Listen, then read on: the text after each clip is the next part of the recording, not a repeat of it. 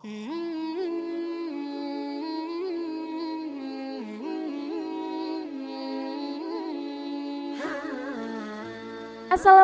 warahmatullahi wabarakatuh.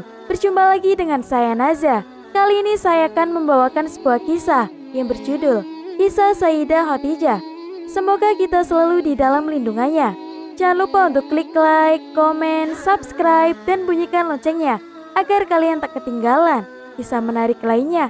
Tanpa berlama-lama lagi, langsung saja kita ke kisahnya. Beliau adalah Khadijah binti Khuwailid bin Asad bin Abdul Uzza bin Qusay al-Azadiyah.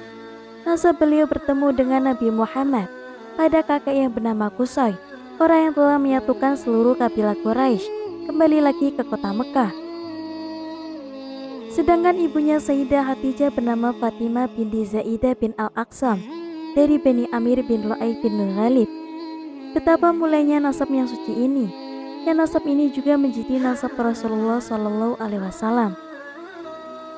Allah Subhanahu Wa Taala telah menjaga Sayyidah Khadijah dari kotoran masa jahiliyah. Allah telah melindungi harga diri Tuan Putri yang suci ini dan menjaganya dari segala macam cercaan dan cobaan dengan penjagaan yang sangat ketat.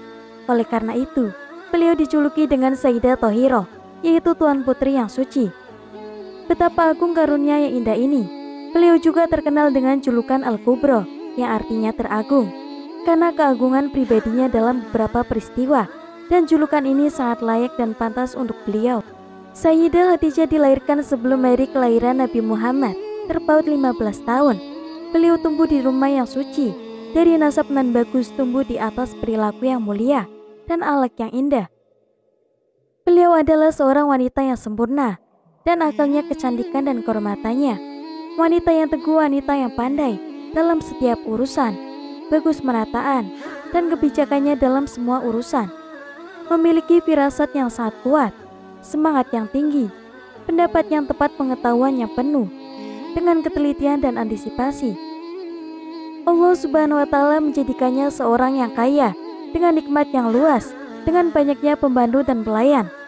Allah memberikannya harta berlimpah ruah, sehingga beliau sanggup menyewa beberapa orang untuk mendatangkan hartanya dengan cara yang halal dan mengupahi mereka sesuai dengan kesepakatan, sehingga masyarakat sekelilingnya bisa mendapatkan manfaat secara merata.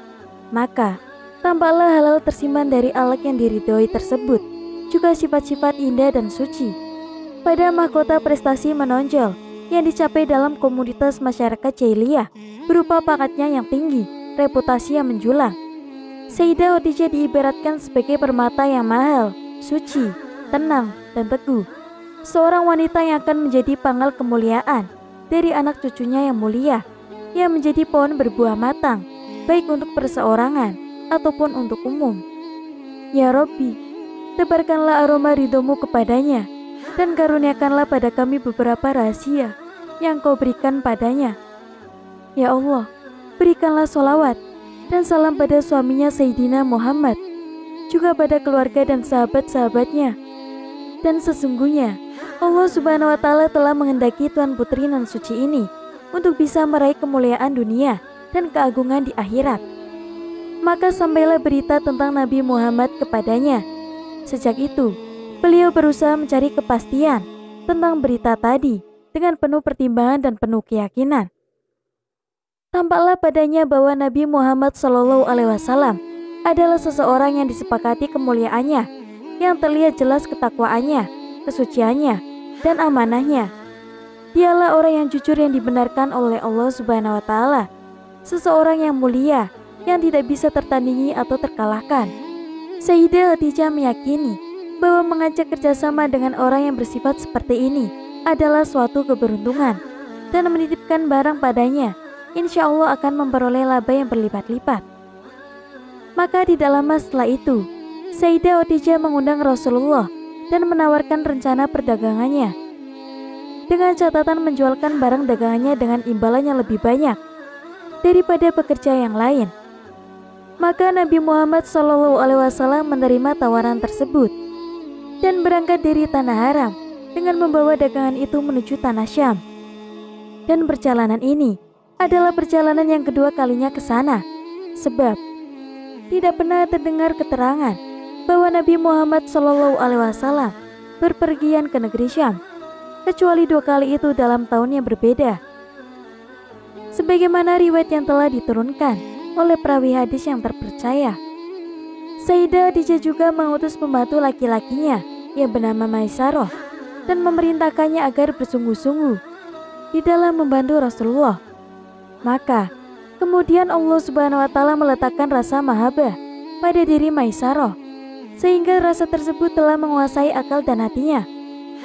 Dengan rasa mahabbah itu, Maisarah membantu Rasulullah dengan tulus, ikhlas, dan menemaninya dengan baik.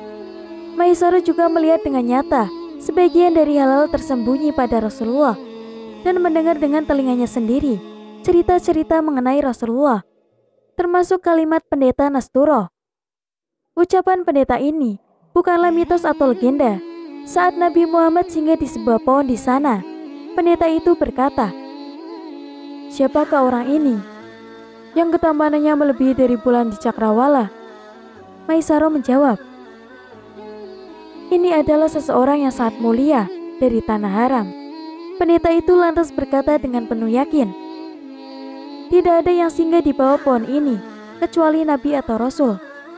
Kemudian dia bertanya lagi, "Apakah di kornea matanya selalu ada warna merah?" Maisarah menjawab, "Betul." Pendeta itu berkata lagi, "Ini adalah Nabi yang terakhir, maka berbahagialah bagi orang yang mempercayainya." Kemudian saat Rasulullah berdagang di Syam, pernah terjadi perselisihan harga sebagian barang antara Nabi Muhammad dengan warga setempat. Orang tersebut menyuruh Nabi Muhammad untuk bersumpah atas nama Uzza dan Lata, sebagaimana kebiasaan yang berlaku di antara kaum Arab bila terjadi suatu perselisihan. Maka Rasulullah bersabda, "Demi Allah, aku tidak akan bersumpah dengan nama-nama itu, dan sungguh, bila aku bertemu dengan patung itu, aku selalu berpaling darinya." Maka orang itu pun berkata, "Harga yang kau tetapkan itulah yang betul. Pendapatmu lah yang benar." Kemudian lelaki itu berkata pada Maisarah, "Demi Allah, sungguh, lelaki ini adalah seorang nabi, dan kami beruntung mendapatkan kemuliaannya dengan dia berada di pasar ini. Sungguh, dialah nabi yang didapati oleh pendeta-pendeta di dalam kitab suci kami."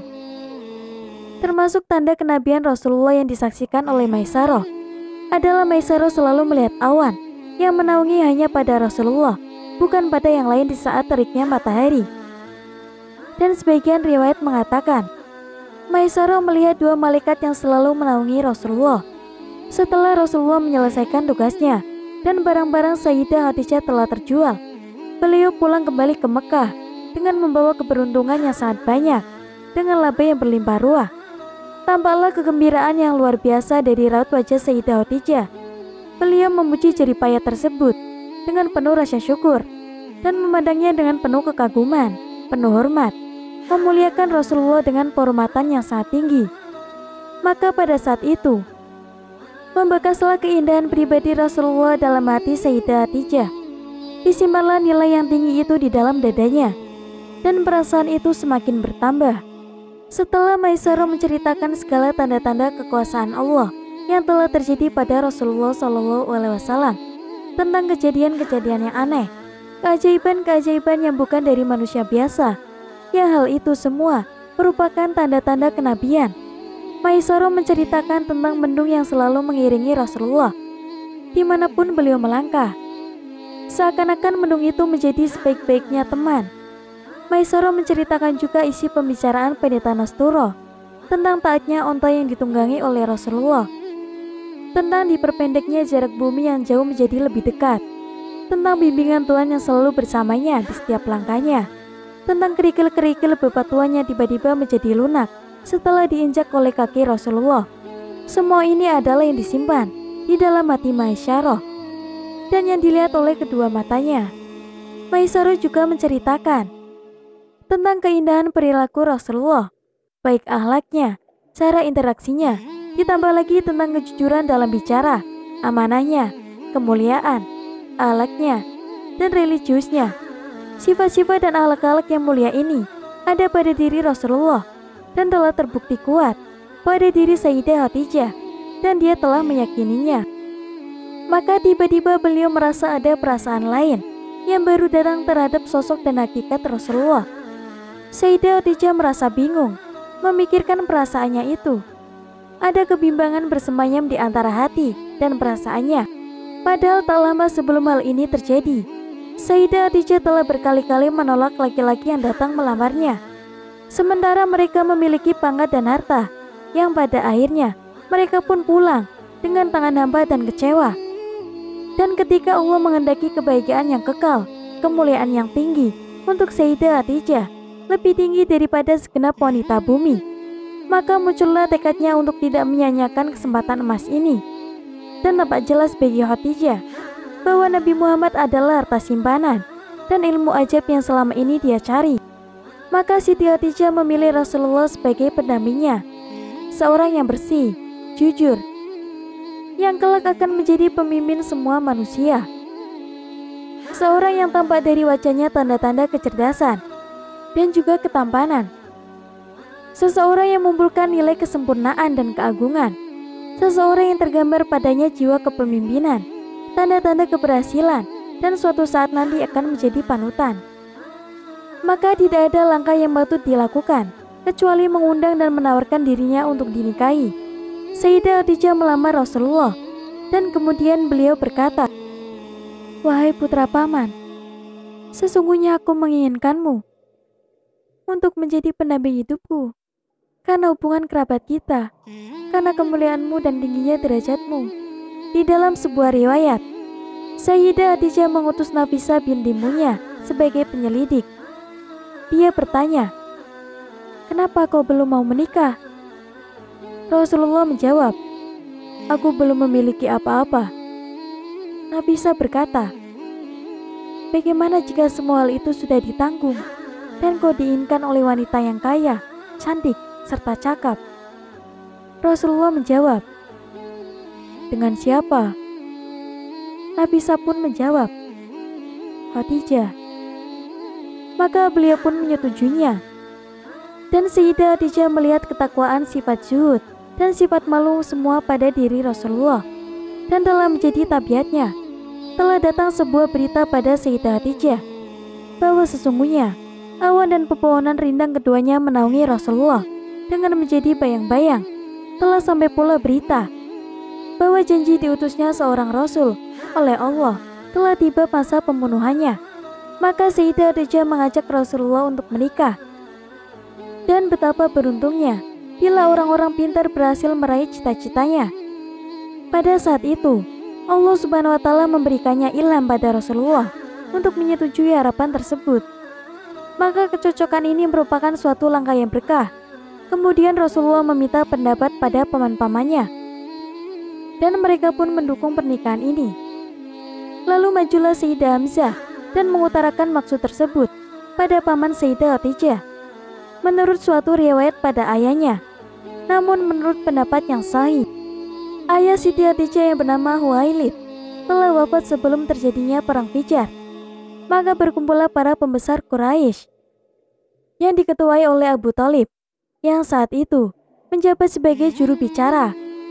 Kemudian dia berkata, "Segala puji bagi Allah yang telah menjadikan kami sebagai keturunan Nabi Ibrahim dan cucu Ismail, cucu Ma'ad, cucu Mudra. Allah telah menjadikan kita sebagai pengelola Ka'bah dan perawat tanah haram, yang telah menjadikan untuk kita rumah ini tempat tujuan umat seluruh dunia, menjadikan tanah suci sebagai tempat yang aman, menjadikan kita sebagai pemimpin manusia. Keponakanku ini yang bernama Muhammad bin Abdillah, bila dia dibandingkan dengan orang yang lain, dia pasti akan lebih unggul. Soal materi, memang dia masih kurang, karena harta itu tak ubahnya seperti bayangan yang akan hilang, dan harta adalah sesuatu yang berubah. Dan ponakanku Muhammad ini, sudah kalian ketahui silsilah kerabatnya. Dia telah melamar Khadijah binti Khuwailid. Dia telah menyerahkan maharnya, baik yang tempo ataupun yang kontan dengan sejumlah uang dariku.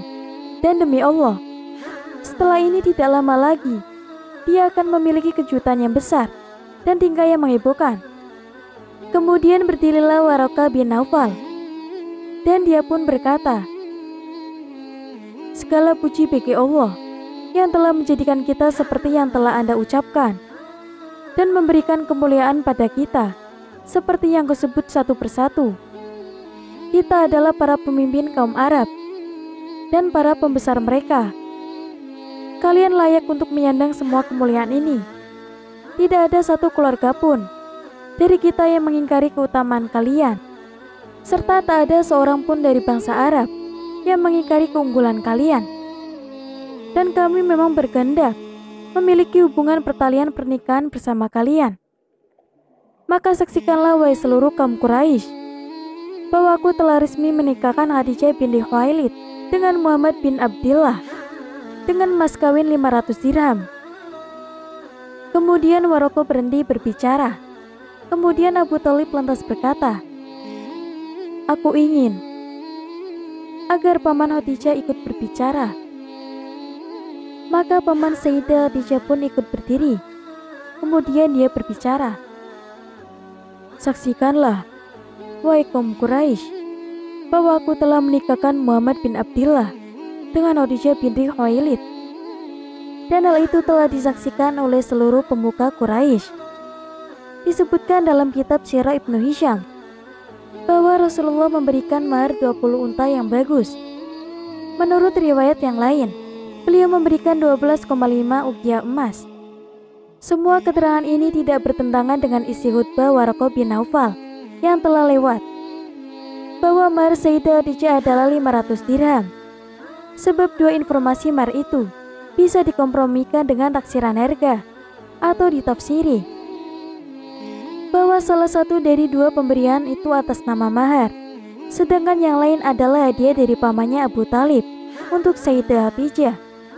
Atau bisa diartikan bahwa Rasulullah menambahkan mahar dari beliau sendiri dan yang lainnya pemberian dari pamannya, dan semua itu bisa dinamakan mahar. Namun Muhammad menikah dengan Sayyidah Khadijah tatkala beliau telah sempurna berumur 25 tahun. Dan ibunda kita, yakni Sayyidah Khadijah, mencapai 40 usianya. Penulis kitab Huratul Abso berkata, "Dan ketika Rasulullah kembali daripada jalanannya ke Syam ke kota Mekah, saat umur beliau mulai memasuki usia 26 tahun, maka beliau menikah dengan Sayyidah Khadijah, yang waktu itu berumur 40 tahun telah lewat dari usianya. Pada peristiwa itu, Rasulullah Shallallahu Alaihi Wasallam menyembelih seekor atau 2 ekor unta. Hal ini membuat para pencintanya bergembira dan mereka menjadi lapang. Semakin merebaklah kebahagiaan rasa sukacita tampak dari wajah mereka. Terbalutlah hati yang semula terluka. Orang yang dihasut tidak akan bisa memimpin dan semakin larut dalam kesedihannya." Kemudian Abu Thalib berkata, "Segala puji hanya bagi Allah yang telah menghilangkan segala susah dan duka dari kita." Dan penyair menyatakan dalam gubahan syairnya, "Wahai Khadijah, janganlah merasa ogah pada Muhammad, karena dia adalah bintang terang laksana bintang pekat." Sebelum Sayyidah Khadijah menikah dengan Rasulullah, Sayyidah Khadijah telah menikah dengan 2 orang. Mereka adalah Hindun Abu Hala bin Zarah dari suku Adi, dan yang kedua adalah Atik bin Aid bin Maksum al-Quraisy. Ulama berselisih pendapat tentang manakah di antara dua-duanya yang lebih awal menikah dengan Sayyidah Khadijah, sebab tidak ada dalil yang kuat yang menjelaskan penentuan hal itu. Sayyidah Khadijah memiliki putra dari selain Rasulullah, yaitu Abu Manaf dan seorang wanita yang bernama Hindun. Mereka ini dari suami yang bernama Atik. Menurut sebagian riwayat, Hindun ini masuk Islam dan beruntung mendapat status sahabat dan mengakui kenabian Nabi Muhammad. Sayyidah Khadijah juga memiliki putra dari Abi Hala yang juga bernama Hindun, namun dia seorang laki-laki. Hindun yang ini adalah sahabat agung yang mengikuti jalannya perang Badar dan Uhud. Beliau yang meriwayatkan hadis masyhur tentang sifat-sifat fisik Nabi. Beliau terbunuh saat terjadi perang Jamal di barisan Sayyidina Ali bin Abi Thalib. Sebagian riwayat mengatakan bahwa Hindun ini meninggal di Basrah karena terkena wabah taun. Konon, Yang meninggal pada peristiwa itu ada 70 orang. Diceritakan, saat semua orang sedang sibuk mengurus jenazah masing-masing keluarganya, sehingga jenazah Hindun ini tidak dihiraukan. Tak ada seorang pun yang mau mengurusnya. Maka saat itu berteriaklah seseorang, "Wahai Hindun, wahai kasihan anak tiri Rasulullah." Maka seketika itu juga, seluruh jenazah yang tadinya dibawa langsung diletakkan di tanah, dan orang-orang segera berebut mengangkat jenazah Hindun. Tempat itu berubah menjadi penuh sesak. Semua arah terisi lautan manusia yang ingin mengangkat jenazahnya itu. Sebagian orang berkata, sesungguhnya yang meninggal karena tahun itu adalah putra Hindun, yang kebetulan namanya juga Hindun. Dan perihal ini menjadi perbedaan pendapat antara ulama. Hindun ini adalah orang yang fasih, sastrawan. Dia sanggup menulis memberikan sifat-sifat seseorang dengan kata-kata yang indah. Dia telah meriwayatkan sifat-sifat Rasulullah dengan bahasa yang menawan dan tepat. Dia berkata, "Aku adalah putra dari manusia termulia, baik dari jalur ayah atau ibu, baik dari saudara atau saudari. Ayahku adalah Rasulullah, ibuku adalah Sayyidah Khadijah, saudaraku adalah Qasim, dan saudariku adalah Fatimah." Sayyidah Khadijah juga memiliki 2 putra dari Abu Hala, selain anak yang telah disebut di atas. Yang pertama adalah Thohir, yang kedua adalah Hala. Sayyidah Khadijah memiliki beberapa peranan penting saat bersama Rasulullah yang patut kita syukuri. Tiada pernah disebut kisah tentang turunnya wahyu atau kenabian Rasulullah, kecuali nama Khadijah selalu tersebut bersamanya. Perlu kita ketahui bahwa pertama kali peristiwa dimulainya kenabian Rasulullah disebutkan bila beliau melewati sebatang pohon atau batu. Benda-benda itu selalu mengucapkan, "Assalamualaikum ya Rasulullah." Serta banyak lagi tanda-tanda kenabian yang lain. Yang paling terkenal adalah mimpi yang selalu menjadi kenyataan. Rasulullah tidak pernah melihat sesuatu dalam mimpinya, kecuali itu pasti menjadi kenyataan. Kemudian Allah memberikan kecenderungan untuk menyendiri padanya. Tidak ada sesuatu yang lebih disukainya selain daripada menyepi. Maka pada setiap tahunnya, Rasulullah tinggal di Gua Hira untuk menyibukkan diri beribadah dan bertafakur tentang kerajaan bumi dan langit. Bila beliau akan mendaki Gua Hira, Sayyidah Khadijah selalu menyediakan semua perbekalan dan memenuhi semua kebutuhannya, mempersiapkan segala hal, baik makanan dan minumannya, juga memudahkan segala sesuatu yang mampu beliau lakukan agar terlaksana semua keinginan Rasulullah. Dengan demikian, beliau bisa berkonsentrasi penuh beribadah, fokus menghadap Allah dalam keadaan lapang hati, terlepas dari segala sesuatu yang bisa melupakannya. Bila Sayyidah Khadijah merasa lama tak berjumpa dengan Rasulullah, maka Sayyidah Khadijah rela meninggalkan segala urusannya. Beliau rela berangkat mendatangi tempat di mana sang kekasih berada, sedangkan hatinya penuh dengan rasa cemas menghadirkan suaminya itu.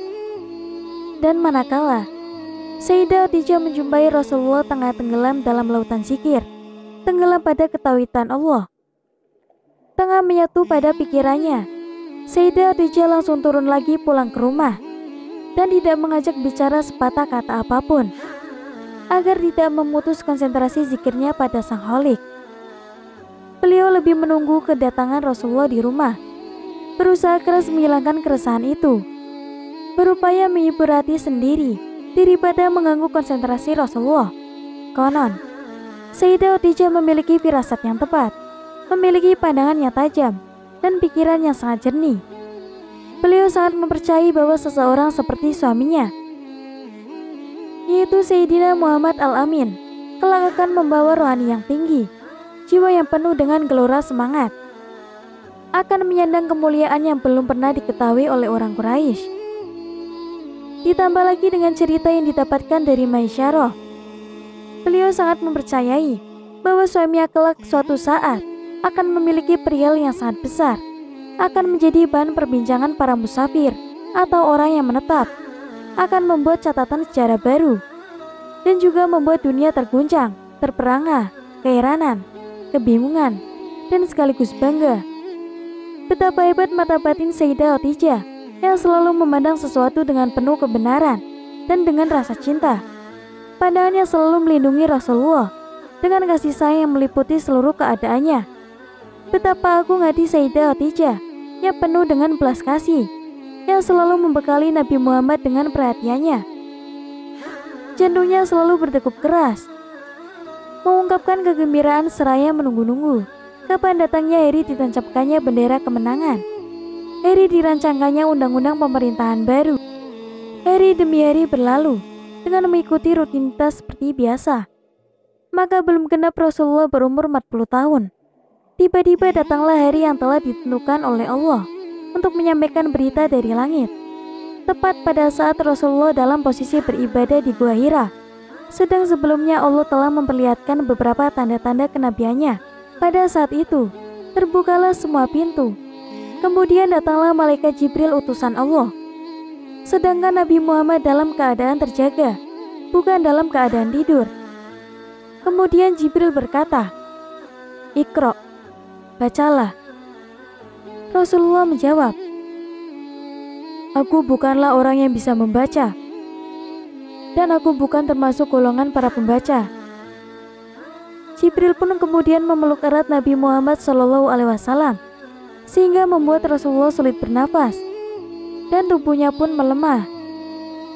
Jibril itu kemudian mengulangi perintahnya. Kemudian Rasulullah menolak lagi. Maka Jibril itu memeluk kembali dengan erat, dan tidak mau melepaskan tubuhnya, sampai tubuh itu hampir jatuh tergeletak. Kemudian saat ketiga kalinya membaca, "Bacalah dengan menyebut nama Tuhanmu yang menciptakan. Dia telah menciptakan manusia dari segumpal darah. Bacalah, dan Tuhanmu lah yang maha pemurah, yang mengajar manusia dengan perantara pena. Dia mengajar kepada manusia apa yang tidak diketahuinya." Quran Surat Al-Alaq ayat 1 hingga 5. Betapa agung berita kegembiraan yang diantarkan oleh Tahan Kebaikan dari haribaan pemberi kenikmatan kepada paling mulianya insan. Hal ini juga diwatkan dalam surat Ar-Rahman ayat 1 hingga 4 yang berbunyi, "Tuhan yang Maha Pemurah yang telah mengajarkan Al-Quran. Dia menciptakan manusia, mengajarnya pandai berbicara, dan tidak perlu diragukan bahwa Rasulullah yang dimaksud dalam surat Ar-Rahman tersebut, yang diajari oleh Zat yang Maha Rahman Rahim." Maka kembalilah Rasulullah kepada istrinya setelah menyaksikan peristiwa penghormatan ini, dalam keadaan hati yang masih berdebar ketakutan karena kejadian yang dilihatnya, berupa kerasnya suara yang didengar, kuatnya bacaan yang dibaca. Hampir saja jantung beliau terlepas, seandainya tidak dikuatkan oleh pertolongan Allah. Kemudian Rasulullah berkata, "Selimuti aku, selimuti aku." Lalu Sayyidah Khadijah mengambil selimut dan kemudian menutupi tubuh Rasulullah.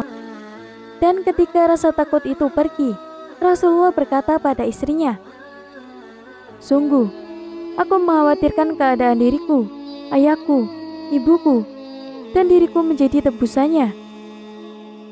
Sayyidah Khadijah menjawab, "Tidak, demi Allah, Allah tidak akan pernah menyanakanmu.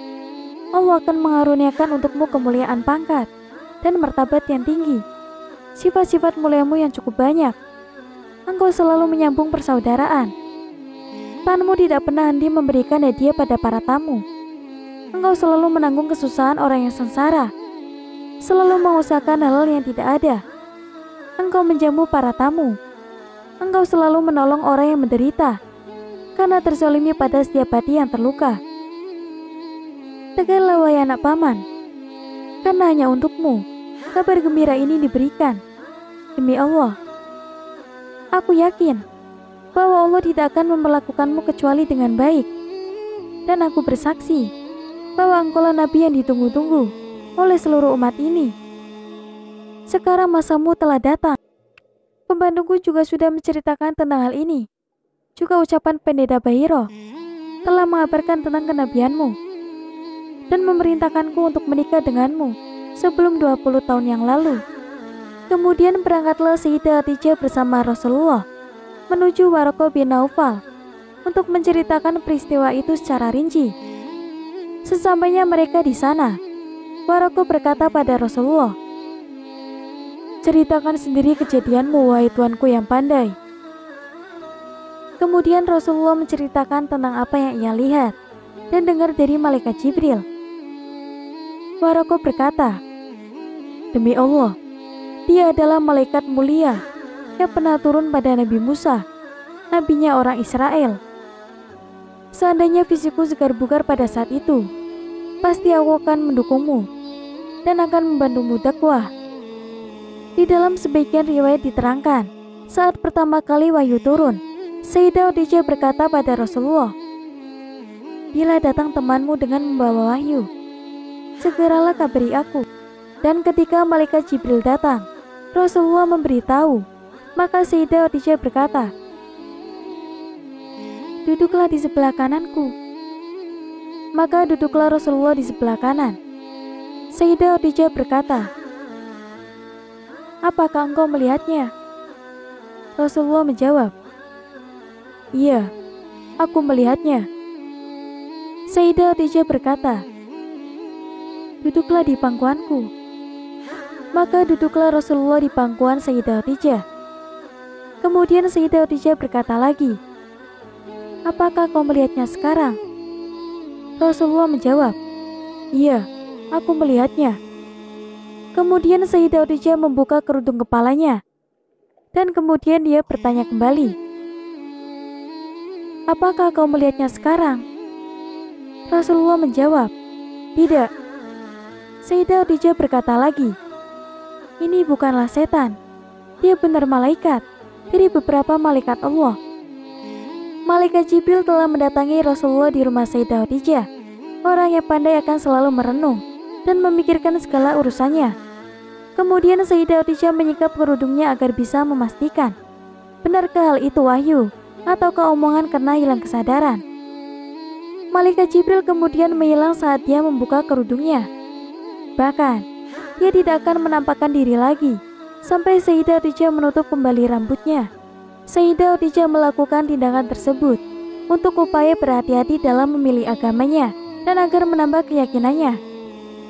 Sedangkan Nabi Muhammad sejak semula memang telah percaya bahwa hal itu adalah wahyu tanpa ada keraguan ataupun kebimbangan. Dan pada saat yang indah tersebut, dunia mendapat keberuntungan dengan terutusnya Nabi Muhammad SAW. Dari gunung yang pantas diakui di hari yang telah ditentukan Allah, bersinarlah matahari yang menerangi alam semesta dengan cahayanya yang baru. Alam pun menyambutnya dengan suasana pagi penuh bahagia. Sedangkan pada hari-hari yang telah lewat, alam semesta selalu menyambut kemunculan matahari pagi dengan cahayanya. Tetapi semua itu tidak memberikan kebaikan atau kebahagiaan bagi umat manusia. Tapi dari tempat yang teduh itu dan dari atas gunung yang gersang, yang kokoh namun tidak menjulang tinggi, terjadilah apa yang tidak pernah terjadi di beberapa kota besar. Dengan modernanya dan ketinggian pendidikannya dengan kemegahan perkantorannya, dari gunung tersebut muncullah karunia Allah. Dan dengan terutusnya Nabi Muhammad yang kelak akan menghilangkan penderitaan, akan menerangi kegelapan. Dengan sebab terutusnya Nabi Muhammad muncullah perubahan. Watak liar jahiliyah sekarang telah berubah menjadi watak disiplin dan bersih. Anugerah yang semula tersia-siakan sekarang menjadi bersinar dengan sebab petunjuk dari kekasih Allah. Anugerah itu telah berpindah posisi yang lebih tinggi, pada posisi memotivasi kebaikan dan memperingatkan dari keburukan, pada posisi amar ma'ruf nahi mungkar. Anugerah itu mengalir ibarat air es yang deras atau api yang membara, sehingga muncul beberapa perubahan di skala bidang, merubah pengembala unta menjadi pemimpin umat, menjadi khalifah yang menguasai dunia, yang mampu menyelesaikan segala macam masalah, menjadi pahlawan negeri, menjadi penakluk kuasa yang bermartabat, dan membawai beberapa pasukan. Dengan perubahan ini pula, muncullah keadilan di mana-mana, tersebarlah cahaya kebenaran, berkuranglah perselisihan di antara sesama, hilanglah saksi palsu, berubahlah keadaan yang menjadi lebih baik. Para pedagang sekarang menjadi jujur dan amanah. Orang yang kaya menjadi dermawan. Orang yang miskin menjadi mampu menjaga kehormatannya dan berupaya untuk berpenghasilan. Orang-orang yang sudah punya pekerjaan menjadi lebih bersungguh-sungguh dan memberikan manfaat. Orang yang semula menjadi pemimpin, sekarang menjadi rendah hati dan memiliki belas kasih yang tinggi. Kepala gudang penyimpanan, sekarang pandai menjaga, mengerti cara menginfakannya. Dan para hakim menjadi adil dan bijaksana. Sungguh, Allah Subhanahu wa Ta'ala telah memberikan berbagai keistimewaan, terutama pada Sayyidah Khadijah, sosok yang laksana sebutir permata, terpelihara dan mutiara terawat ini, dengan kelebihan-kelebihan teramat banyak, dan seseorang pekerja yang terpuji.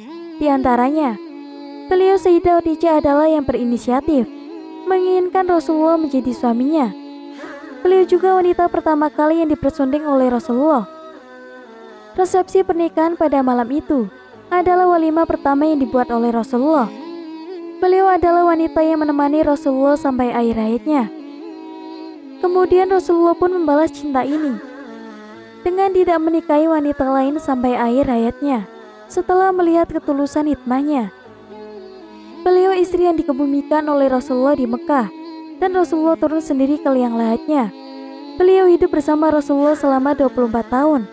Dengan sangat rukun menjadi teman hidup yang begitu baik, mencintai Rasulullah dengan sepenuh cinta, membenarkan risalah Rasulullah sepenuh hati. Tak pernah beliau melihat Rasulullah menginginkan sesuatu, kecuali akan mendatangkannya dengan segera, menjadikannya sebagai hadiah di hadapannya. Sebelum diutus menjadi nabi, Rasulullah menginginkan Zaid bin Harithah, budak kecil milik Sayyidah Khadijah. Maka pada saat itu juga diberikannya anak itu dengan suka hati. Dengan pemberian ini, selanjutnya Zaid mendapatkan kemuliaan untuk menjadi anak angkat Nabi Muhammad, menjadi orang yang bahagia. Beruntung termasuk orang-orang yang pertama kali masuk Islam dan meraih kecintaan penghulu para utusan. Termasuk dari keistimewaan Sayyidah Khadijah yang mengangkat beliau pada derajat kemuliaan dan kesempurnaan tertinggi adalah beliau orang yang pertama kali masuk Islam, baik dari kalangan laki-laki ataupun kalangan perempuan. Beliau orang yang pertama kali mempercayai Rasulullah, menolong dan mengokohkan perjuangannya. Lewat keimanan Khadijah, Allah juga sarankan segala kesedihan Nabi, menghilangkan segala rasa lelah, murung, dan susah yang dialaminya saat berdakwah.